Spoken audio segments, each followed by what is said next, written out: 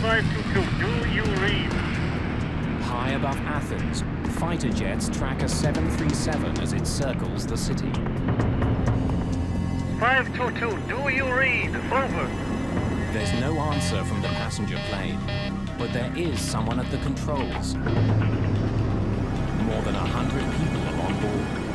Everybody's mind was going to a hijack or terrorists. There is one person moving in the cockpit. Repeat, there is one What person. happened to the crew and passengers? 522, do you read? Over. And who is flying the plane? Helios 522, do you read? Over.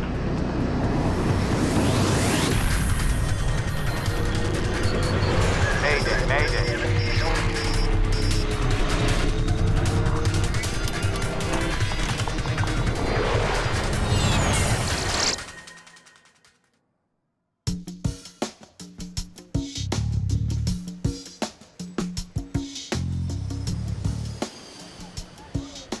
Early morning, August the 14th, 2005. The cabin crew of Helios Airways Flight 522 are preparing for their trip from the island of Cyprus to Athens, Greece.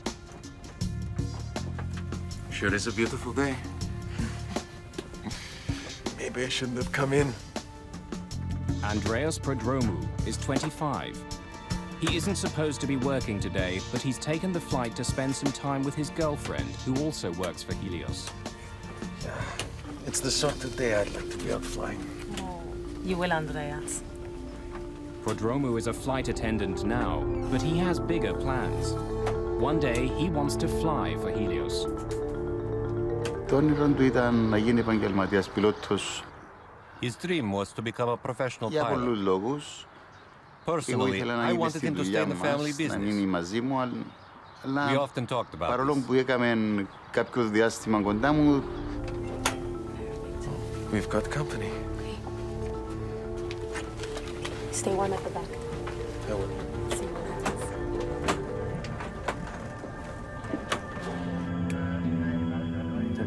In the cockpit, the flight crew is occupied with the daily routine of preparing their jet for takeoff. It's bright today. Captain Hans Merten is an East German, a contract pilot hired by Helios for the busy holiday season. Are you almost through? Pardon? You almost done. Nearly. But the overheat lights. His co-pilot is from Cyprus. Pambos Charalambous has been working exclusively for Helios for the last 5 years. Before beginning any flight, crews are required to perform dozens of checks on various pieces of onboard equipment. Oxygen mask stowed. It's a routine but necessary procedure. Doors closed. Sorry, could you store trays? Pull your seat back. Helios is a charter airline with low-cost fares to Greece. It's a summer weekend and the plane is filled with families. In all, there are 115 passengers on the morning flight. If you need any more help, let me know. We're just about to take off. They are low fare, no frills. They don't even serve you refreshments during small sorts of flights. But they offer another possibility for the budget-minded traveler. Paros Dimitriou and Maria Rikou are traveling to the Greek island of Patros. They've just got engaged.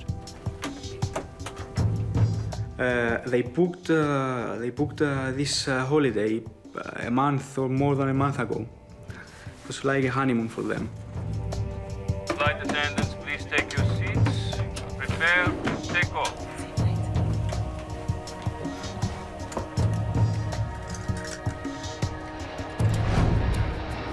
Just a few minutes after 9 in the morning, Helios Airways Flight 522 lifts off into the bright sunshine. Nicosia Area Control, this is Helios 522. Request cruising at 340. Helios 522, you are cleared to climb to 340. Have a good day.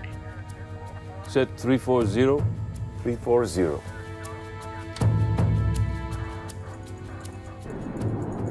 Minutes into the flight, the plane is still climbing towards its cruising altitude.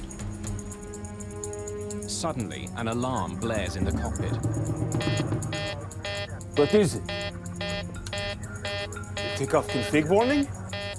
The flight crew is confused. The takeoff configuration alarm normally only sounds on the ground. It tells pilots their jet isn't ready for takeoff. The crew doesn't know why it's sounding now. Uncertain what the problem is, the captain radios the Helios Operations Center at Larnaca Airport back in Cyprus. Operations, this is Flight 522, over. Flight 522, what can I do for you? We have a takeoff config warning on. Pardon? Our Takeoff config warning is on. I'm sure it's nothing. I'll let you know when we level off. With the first alarm still beeping in the cockpit, things become even more confusing. Their master caution alarm goes off. It could indicate that some systems on board are overheating. We now have a master caution. I'll get you an engineer. 522, just a minute.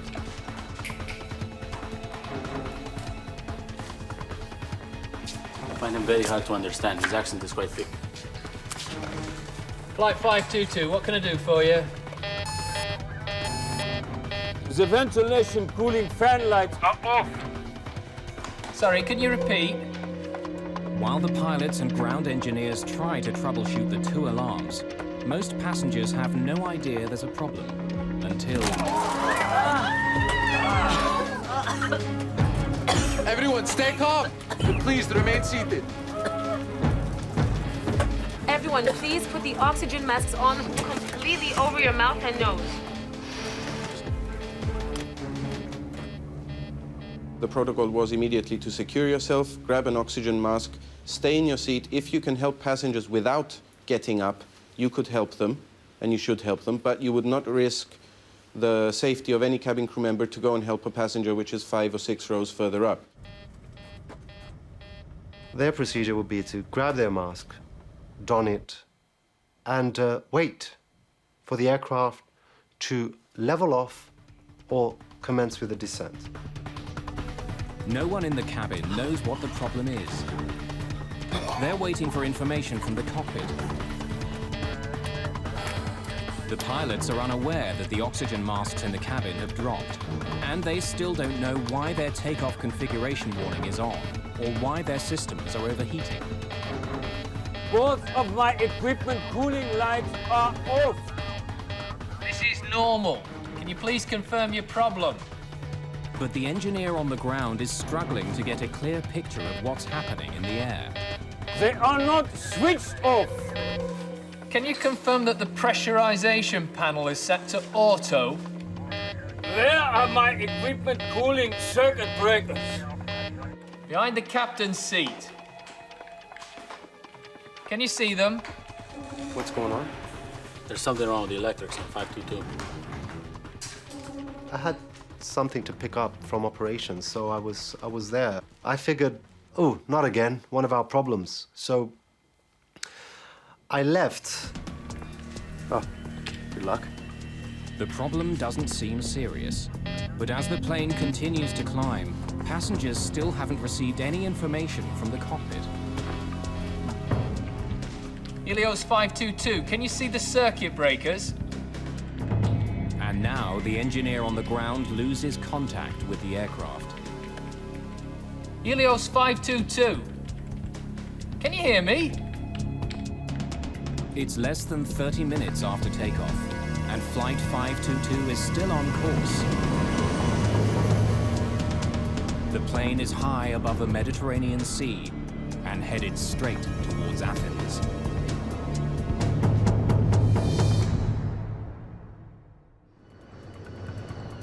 August the 14th, 2005.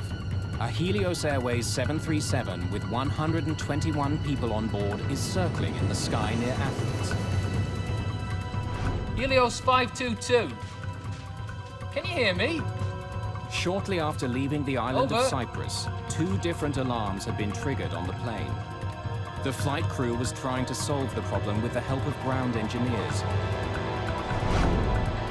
But now radio contact with the plane has been lost. Air traffic control can't get any response from the captain or co-pilot.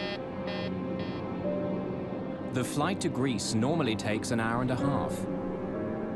But the passenger jet has been in the air for over 2 hours, circling in a holding pattern. We heard that there was an airplane which was flying into the Greek territory and had no communication. Everybody's mind was going to a hijack or to terrorists. More than 3 million people live in Athens. A plane slamming into the city could cause an incredible loss of life. This is a runaway aircraft. It's a possible hijacking or it's a possible terrorist act, so let's involve the military. The Greek Air Force scrambles 2 of its most sophisticated fighter jets to investigate the Helios plane. Helios 522, do you read? Over. Helios But the pilots aren't getting any response. One of the jets flies closer to the cockpit. Someone is in the co-pilot's seat, slumped over the controls. But there's no sign of the captain at all. The fighter pilot radios air traffic control in Athens.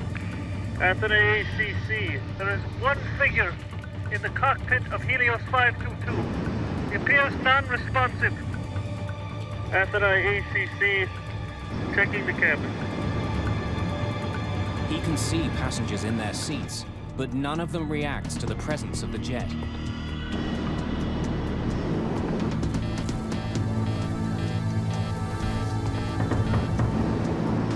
Then the pilot sees someone moving in the cockpit. Athens control, there is one person moving in the cockpit of Helios 522. Repeat, there is one person inside the cockpit. Helios 522, do you read? Over? Helios 522, over.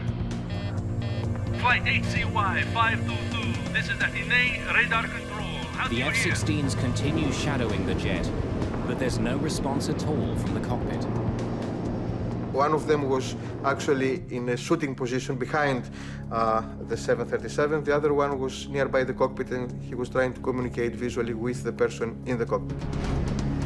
Suddenly, the 737 turns left and begins to quickly descend. Athens ACC, Helios 522 turning sharply. Following down. From more than 10,000 meters, the plane drops towards the ground. There is no structural failure, there is no fire, there is no problem, obvious problem from the external view with the plane. Helios 522, over. Do you read? Helios 522. Do you read? Over. Then, 2,100 meters above the ground, the person in the captain's seat acknowledges the fighter jet for the very first time. But no words are exchanged. Neither the fighter pilot nor local air traffic control can make radio contact with the jet. Just after 12 o'clock, almost 3 hours after it took off from the island of Cyprus, Helios Flight 522 slams into the ground.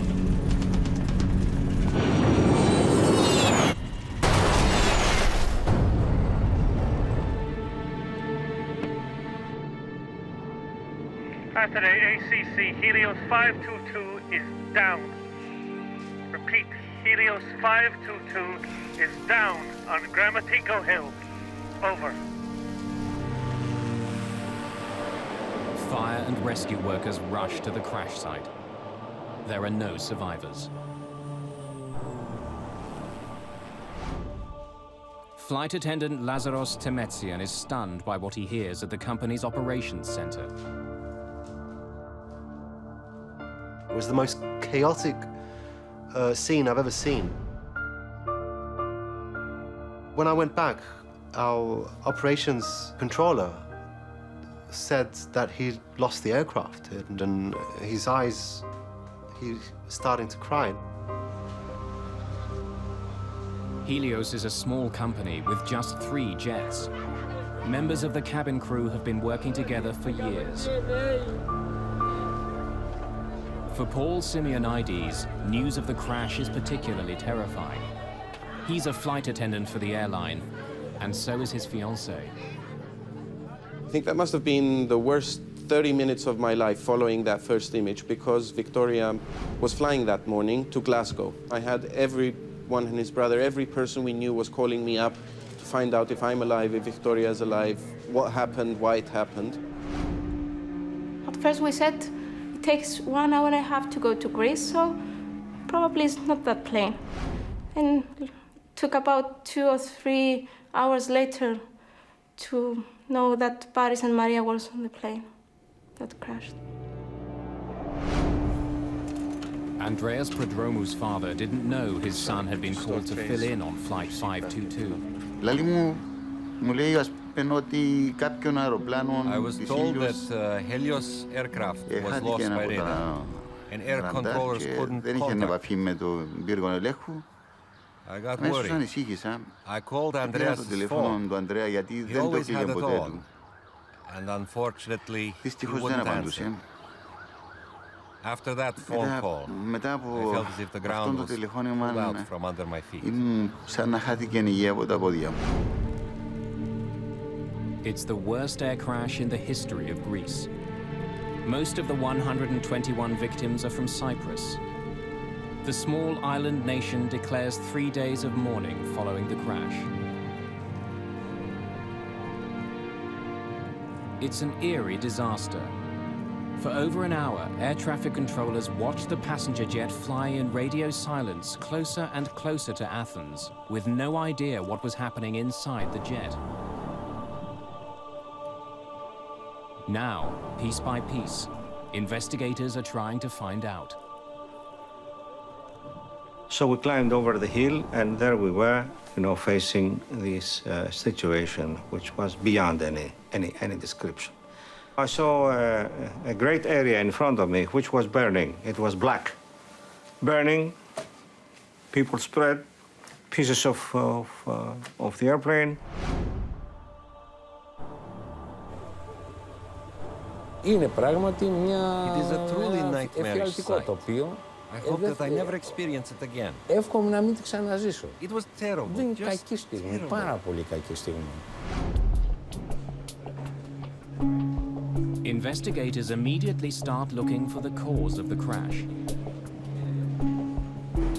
In the early days, their efforts take a frustrating turn.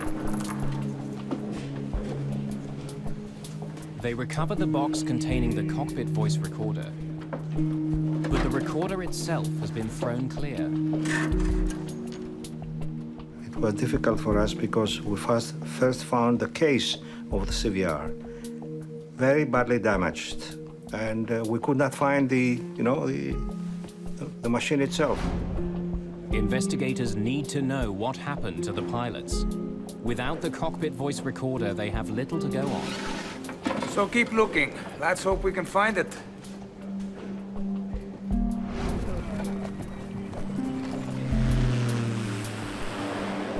Bodies recovered from the wreckage are brought to the offices of Athens' chief coroner. Autopsies add more mystery to the case. Everyone on board the plane was alive at the time of the crash. Υπήρχαν σενάρια There were scenarios at the εκείνης της time that they στιγμής had all died in ότι ήταν midair. όλοι νεκροί στον the αέρα. truth- Η αιτία They θανάτου did είναι not die from σαφής, inhaling a toxic substance in the airplane. που την From an επανέλαβα πιο πάνω. explosion. Δεν people υπάρχει died on καμία impact. απολύτως αμφιβολία. Οι άνθρωποι σκοτώθηκαν. But if the passengers were alive the entire flight, why didn't the pilot of the fighter jet see any activity inside the cabin? And who was at the controls as the jet circled over Athens?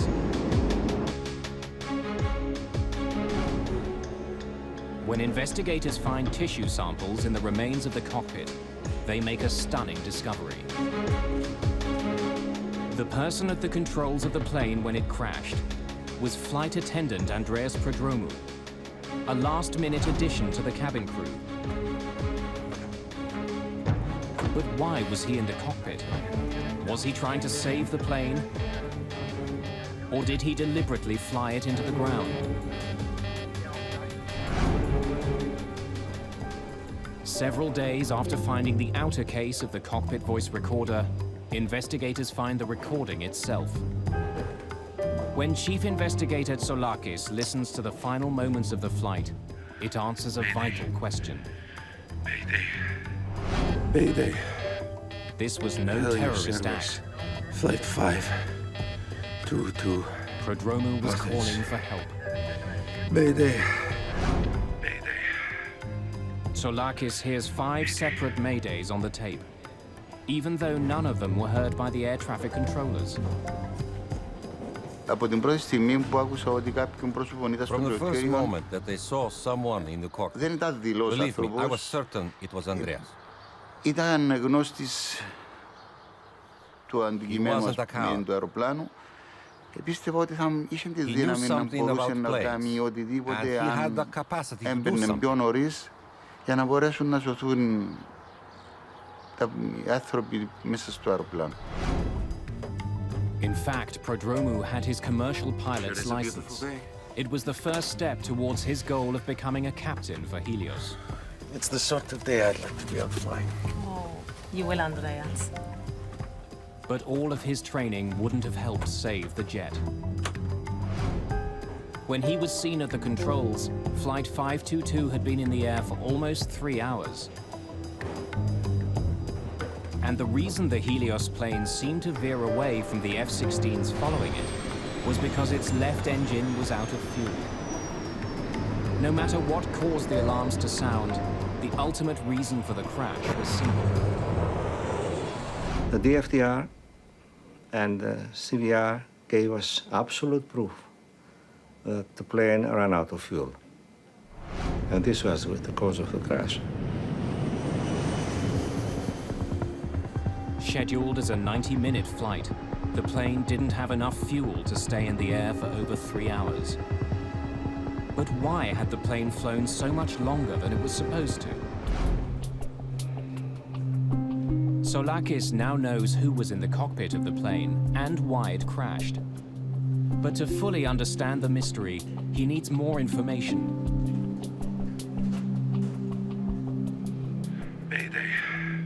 His investigators uncover a suspicious history of maintenance issues with the Helios jet.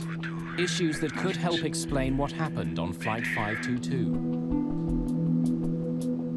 Less than a year before the crash, the same aircraft had suffered a rapid decompression.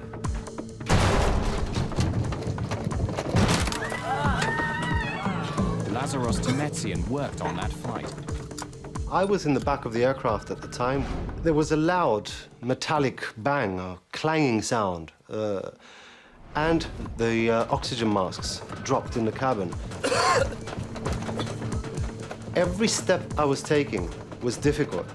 It was hard to move, hard to breathe. In fact, I was starting to pant. I was panting for air. As the plane began an immediate descent to 3,300 meters, all Temetsian could do was remain strapped in and wait.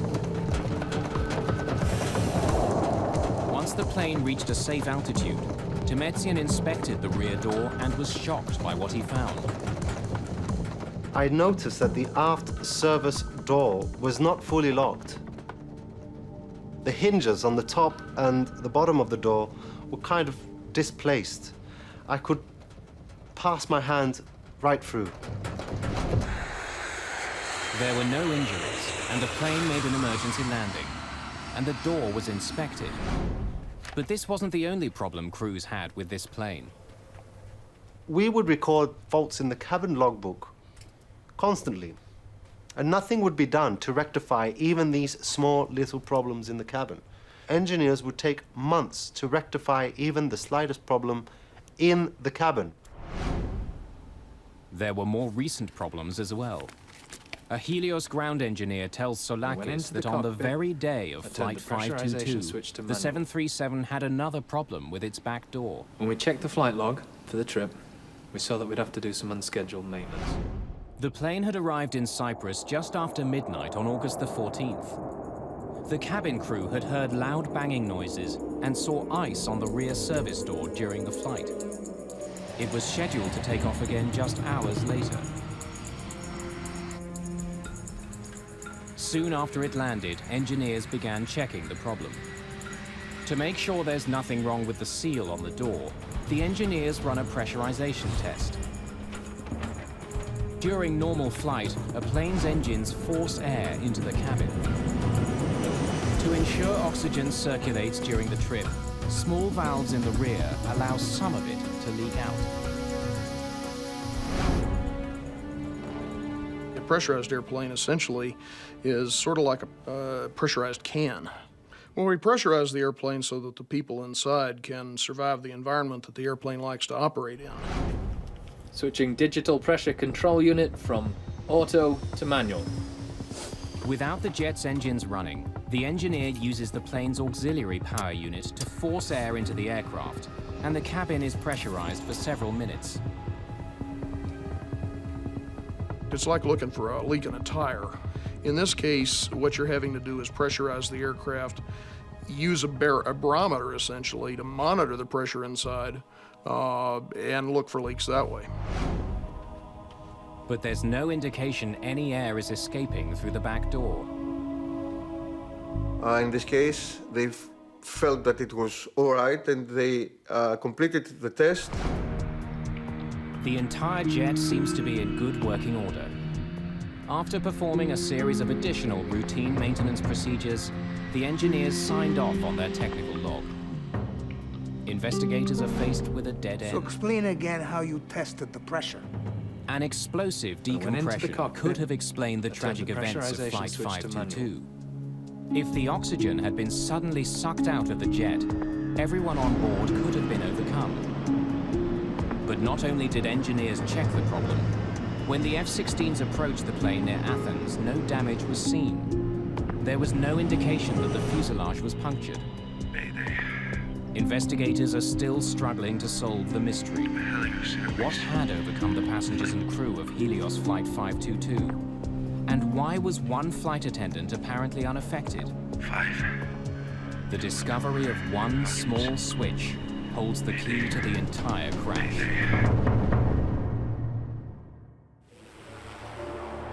The crash of Helios Flight 522 is one of the most mysterious air disasters ever. Helios 522, do you read? Over? All investigators know for sure is that shortly after takeoff, the crew stopped communicating with air traffic controllers. Helios 522, over. Then, after 2.5 hours in the air, one of the plane's flight attendants was seen at the controls. Eventually, the plane ran out of fuel and crashed, killing 121 people. But investigators are stumped. They still don't know what had happened to the plane's captain or the rest of the crew. Tell me about what happened the day of the flight. They concentrate on the conversation between the pilot and the Helios engineer shortly after takeoff. As the plane passed through 3,700 meters, an alarm sounded in the cockpit. Operations, this is Flight 522, over? Flight 522, what can I do for you? We have a takeoff config warning on. Pardon? Our takeoff config warning is on. Usually, the takeoff config warning is only triggered on the runway. But wreckage recovered at the crash site reveals no problems with the plane's flaps, landing gear, or anything else that could trigger the alarm. So why had it sounded? Chief Investigator Akrivos Tsolakis focuses on a small control panel found in the wreckage of the ravaged jet. Are you sure this is the way it was found? It hasn't been moved at all. We were lucky finding this panel, which had the switch on the manual position, was a major one. Helios, the P5 pressurization panel ensures that passengers have enough air to breathe, even at high altitudes. Normally, pressurization takes place automatically. As the jet climbs, its engines force air into the plane as they power it through the sky. But when the pressurization switch is set to manual, both the captain and co-pilot are responsible for maintaining the cabin atmosphere using a controller. So explain again how you tested the pressure. When I went into the cockpit, I turned the pressurization switch to manual. Soulakis learns that during the early morning maintenance check on Helios 522, ground engineers had turned the P5 switch to manual. That allowed them to use the onboard generators to test the pressure seals on the plane's rear door without starting the engines. When the test was over, they didn't turn the switch back to automatic. The procedure of pressurizing the aircraft has to do with setting the pressurization system from auto to manual. They were supposed to return the selector to the auto position.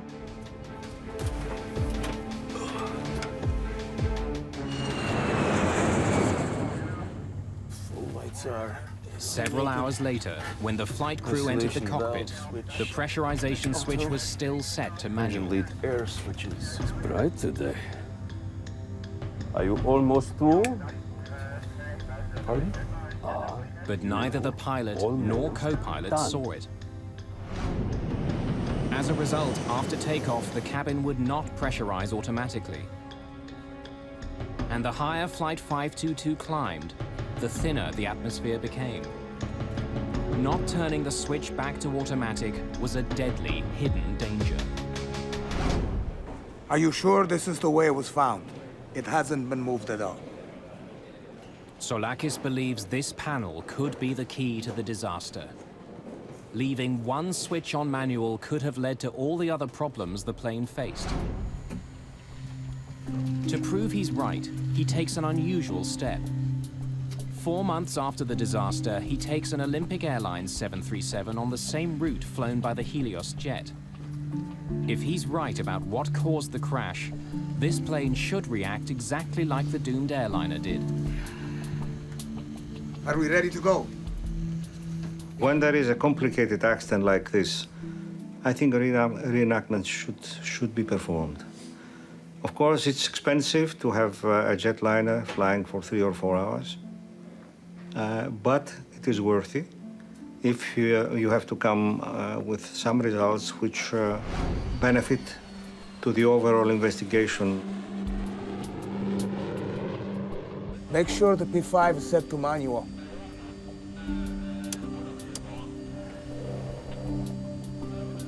It's hard to see. In the cockpit, Soulakis has the crew turn the pressurization switch to manual. A green light indicates it's no longer on automatic. But in the bright glare of an early morning departure, the light is hard to see. As the reenactment flight climbs, oxygen is thinning quickly in the aircraft. The same thing happened on the Helios flight, triggering an alarm. What is it? The takeoff config warning? The alarm sounded, and that alarm was misinterpreted. Most of flight crew, they will never face an alarm with no pressurization in all their flight career because it's a rare event. Soulakis confirms that the alarm went off because of the dangerously low air pressure in the aircraft. But he also discovers that the sound itself is identical to the takeoff config warning. We have a takeoff config warning on. But even if the flight crew did misinterpret the first alarm, they still had another chance to determine what the real problem was. At almost 5,000 meters, the plane's master caution light flashed on and stayed on for almost a minute. We now have a master caution. But once again, the pilots misinterpreted the cause of the alarm. The master caution light can indicate that the plane's systems are overheating. But it can also tell pilots the oxygen masks are down. In this case, it was doing both at the same time. But since the crew didn't think they were having pressurization problems, they focused on the plane's cooling systems. The alarm about the non-cooling was a side effect of non-pressurization. Actually, it was not really that there was a high temperature inside the avionics bay, but it was the sensors that they were supposed to measure the temperature and the pressure in that area sensed that something was wrong. On the recreation flight, investigators monitor instruments recording the same events occurring on board their aircraft. At the same time, they also begin to feel the effects of the lack of oxygen. The first feelings you'd start to have were your ears would pop and you'd start feeling pressure in your sinuses. As you climb higher, you begin to feel almost giddy. It's almost like having a couple of drinks of alcohol. The dwindling oxygen levels could also help explain some of the crew's bizarre behavior. When the ground engineer asked about pressurization, can you confirm that the pressurization panel is set to auto? Captain Merton ignores the question and responds with one of his own. Where are my equipment cooling circuit breakers? You really don't notice it at first. It's amazing how subtle it can be in the early phases. They'd start feeling dizzy. They begin to lose the ability to think coherently. In a way, it traps you into the situation. You can't react to anything. Eventually, you're going to lose consciousness.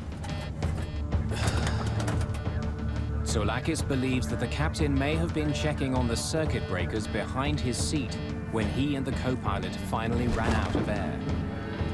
And unlike in the cabin, the oxygen masks in the cockpit do not automatically deploy if the atmosphere begins to thin. Helios 522. Can you hear me? On the other side of the locked cockpit door, no one in the cabin would have known that the plane was now flying itself. Nor would they have realized that a limitation of the passenger oxygen system had sealed the fate of everyone in the cabin. Passenger masks are supplied by a chemical generator above their seats. But the generators only produce enough oxygen to last about 12 minutes. Well, the problem with the passenger masks is, for one thing, they're not designed to keep you oxygenated at a high altitude. What they're designed to do is give you enough oxygen so that you can survive until the pilots get the airplane down to a low altitude. In almost every event where we've had a decompression, that's been perfectly adequate. For those who did put their masks on, they would have remained conscious for several minutes until their oxygen ran out.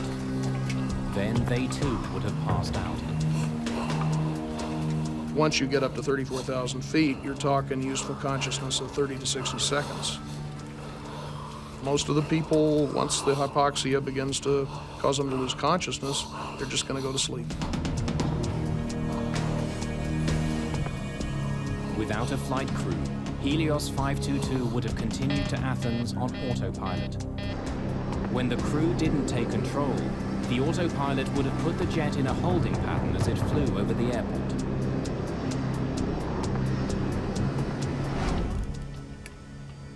Exactly the same thing will happen on the reconstruction flight if cabin pressure isn't restored. Soulakis asks the co-pilot to reset the P5 panel to auto before the jet continues to climb to its cruising altitude of just over 10,000 meters. Then, as it approaches Athens, Soulakis also has an F-16 shadow the jet, performing the recreation. He wants to confirm that it was Andreas Prodromou at the controls of Flight 522 when it went down. We dressed one of our guys with the uniform of the steward. He came in, he sat on the captain's chair, and the F-16 was looking at him. He was confirming that it was exactly what he saw on the accident plane. The reconstruction also answers another question about the tragic fate of Helios Flight 522. The cockpit voice recorder picked up several strange noises. They're heard just before Prodromou enters the cockpit. Soulakis confirms that these sounds were made by Prodromou using the electronic keypad to unlock the cockpit door. We confirmed all those items and during the enactment flight, and it was very, very useful. It filled a lot of gaps we had. Okay, take it down. For Chief Investigator Tsolakis, the reenactment flight has been convincing. There was no dramatic cabin failure. Instead, a series of small mistakes and misunderstandings had led to the worst air disaster in Greek history.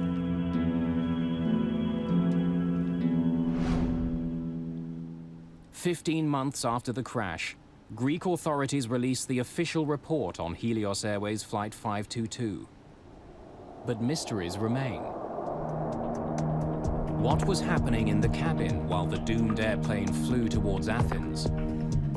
And why was Andreas Prodromou the only one conscious at the very end?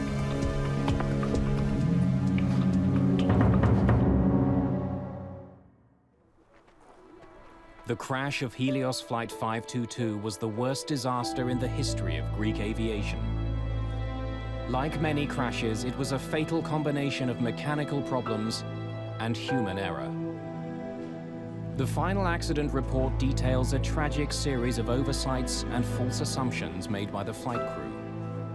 Problems that could have been easily prevented turned deadly for all 121 people on board. Where are my equipment cooling circuit breakers?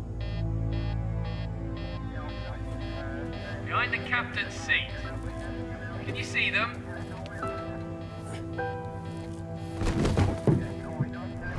But what the final report does not do is explain what happened in the cabin of the plane. What actions did the flight attendants take? And why was Andreas Prodromou still conscious after almost 3 hours? Mayday. Mayday. Interviews with Helios safety instructors and crew members paint a tragic picture of what may have occurred. Everyone, please put your masks on. We're not sure what the trouble is, but remain calm and please remain seated. Prodromou was sitting at the back of the cabin. When the oxygen masks fell, he would have waited for instructions from the cockpit. The flight attendants sitting at the front of the plane would have done the same, but none of them would have waited forever. We made it an issue at Helios to emphasize that cabin crew should not entirely depend on their procedures, but to think on their feet and to adapt to any impending situation. In most depressurizations, the plane descends quickly. But as minutes passed on the Helios flight, the plane continued to climb. Unsure of what was going on, Prodromou would have tried to contact the flight crew. Captain Merton. But he gets no response. Can you give us an update, please? Captain Merton.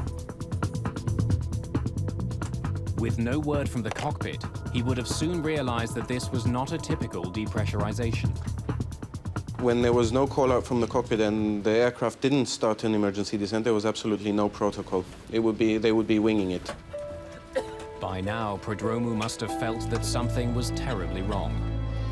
But to find out what the problem was, he had to leave his seat. The oxygen available on the 737 is, of course, the dropout oxygen. 10% of those masks are available for the crew in case of a depressurization incident. There are extra masks per every seat row. Taking advantage of the extra passenger masks, he could have made his way to the front of the plane, a process cabin crew called monkey swinging. But if more than 12 minutes had passed, his girlfriend and the other flight attendant may have still been in their seats, and like the passengers, overcome by hypoxia. But Prodromou was a scuba diver and a former soldier in the Cypriot Special Forces. His training may have helped him to stay alert a little longer. Andreas was not a coward. He was a brave person. Fearless, brave and very calm. But to survive after the passenger oxygen system stopped working, he needed another solution. The 737 had 4 portable oxygen bottles. Each one could last more than an hour. All 4 bottles were found at the crash site. 3 of them appeared to have been used. While the F-16 pilot saw Prodromou in the cockpit just before the crash, it may not have been the first time he had gone in. As he did at the end of the flight, he could have used the security code to unlock the door earlier.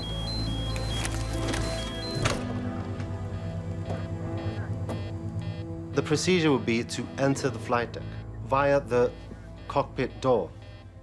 Initially to bang on the door, and then, if no response is forthcoming, to enter the code and enter the flight deck. During the accident investigation, DNA was discovered on an oxygen mask in the cockpit that matched the co-pilot's. It's possible Prodromou used it to try and revive him. You can still revitalize somebody for quite an extended period of time if you get to them before major brain damage is set in. And that's somewhat a variable situation depending on the person, depending on how long they're exposed to a high altitude. But if he was in the cockpit earlier, why did he leave? No one will ever know. Probably was a little bit disoriented, a little bit confused. He's reacting a lot slower than he normally would. What was his state of mind? What was his physical condition? We think that he knew what was really the problem, but is that the real situation? It's a real question. After 3 hours in the air, everyone who didn't have bottled oxygen would have been unconscious. As it approached Athens, Flight 522 was now a ghost plane.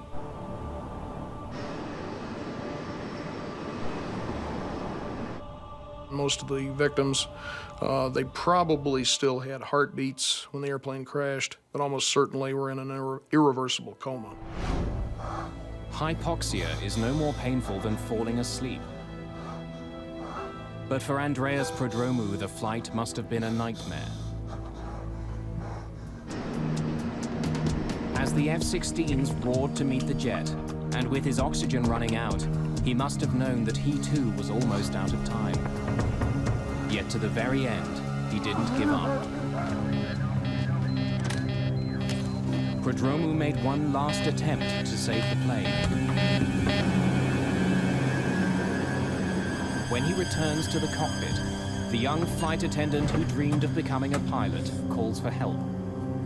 But no one can hear him, probably because the radio was still tuned to Larnaca, the airport on Cyprus where the flight had taken off. Fighting hypoxia and struggling to control an airplane larger than any he had ever flown, Prodromou was in an impossible situation. Even if he could have landed the plane, it was now too late. Flight 522 was out of time and fuel.